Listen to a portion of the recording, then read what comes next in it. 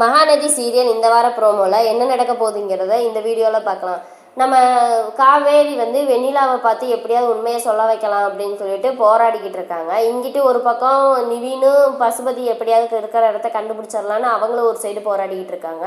இங்கிட்டு நம்ம குமரனும் அதே மாதிரி வெண்ணிலாவோட மாமாவை கண்டுபிடிக்கலான்னு அவங்களும் ஒரு சைடு தேடிக்கிட்டு இருக்காங்க. இதுக்கிடையில வெண்ணிலா கண்ணு முடிச்சிட்டாங்கிறத நர்ஸ் ஃபோன் பண்ணி காவேரிகிட்ட சொல்லவும் வெண்ணிலாவை பார்க்கறதுக்கோசரம் காவேரி ஹாஸ்பிட்டல் வராங்க. இதை பசுபதியோட ஆளுக பார்த்துட்டு போய் இன்ஸ்பெக்டர்கிட்ட இந்த மாதிரி காவேரி விஜயோட ஒய்ஃப் வெண்ணிலாவை பார்க்க வந்திருக்காங்க, அவங்களுக்கு ஏதோ வெண்ணிலாவுக்கு ஆபத்து வரும் அப்படின்னு சொல்லுவோமேனு இன்ஸ்பெக்டரை கூப்பிட்டு இப்போல்லாம் நீங்கள் இது பண்ணக்கூடாது, நீங்கள் ஒன்று பார்க்கக்கூடாது, ஏன்னா நீங்கள் அக்யூஸ்டோட ஒய்ஃபு, அதனால் நீங்கள் எதுவுமே இது பண்ணக்கூடாது அப்படின்னு. சார் விஜய் நல்லவர் தாங்க சார், விஜய் எந்த தப்புமே செய்யலை, என்னை ஒரு 5 நிமிஷம் வெண்ணிலா கிட்ட பேச விட்டீங்கன்னா அவள் வாயால் நான் உண்மையை சொல்ல வச்சிருவேன் அப்படின்னு சொல்கிறாங்க.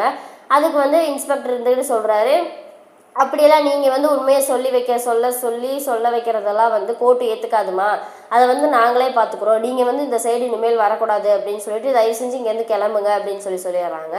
கிளம்ப இல்லைன்னா உங்களையும் ஸ்டேஷனுக்கு கூப்பிட்டு போக வேண்டியது வரும் அப்படிங்குமே. சரிங்க சார் அப்படின்னு சொல்லிட்டு காவேரி கிளம்பி போயிடுறாங்க. இங்கே சொல்கிறாங்க, இங்கே இவங்களை கண்காணிச்சுக்கிட்டே இருங்க, இவங்க இங்கே உள்ளே வரக்கூடாது அடுத்தது அப்படின்னு சொல்லிட்டு கிளம்பிடுறாங்க.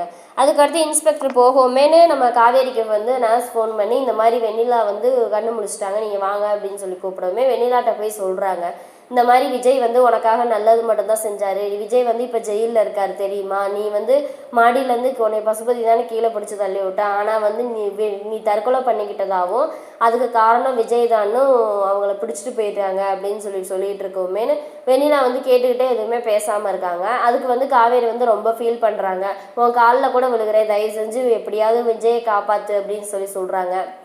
நீ உண்மையை சொன்னால் மட்டும்தான் விஜய் வெளியே கொண்டு வர முடியும், விஜய் உனக்காக நான் எப்படியாவது விட்டு கொடுக்குறேன் அப்படின்னு சொல்கிறாங்க. அது வெண்ணிலா எதுவுமே இது பண்ணால் கேட்காம எதுவுமே பேசாமல் இருக்காங்க. உடனே நர்ஸ் கூட்டிகிட்டு போயிடுறாங்க, வாங்க மேடம் இது போலீஸ் வருது அப்படின்னு சொல்லிட்டு கூட்டிகிட்டு போயிடுறாங்க. அப்புறம் நைட்டு கால் பண்ணி இந்த மாதிரி வெண்ணிலா உங்ககிட்ட பேசணும்னு சொன்னாங்கன்னு சொல்லி நர்ஸ் காவேரிக்கிட்ட சொல்கிறாங்க. அப்புறம் காவேரி வர்றாங்க, என்ன விஷயம் வெண்ணிலா என்கிட்ட பேசணும்னு சொன்னியாமல அப்படிங்கவுமே ஆமாம் அப்படின்னு சொல்லி, இல்லை இவ்வளோ தூரம் விஜய் மேலே ரொம்ப அக்கறையாக இருக்கியே, நீ எனக்காக விஜயை விட்டு தருவியா அப்படின்னு சொல்லி பொய் சத்தியம்லாம் பண்ணாத, ஏற்கனவே பொய் சத்தியம் தான் என்கிட்ட பண்ணி என்னை ஏமாற்றி நம்ப வச்சு ஏமாற்றிட்ட, ஆனால் இப்பயும் அதே மாதிரி செய்யாத அப்படின்னு சொல்லுவாங்க.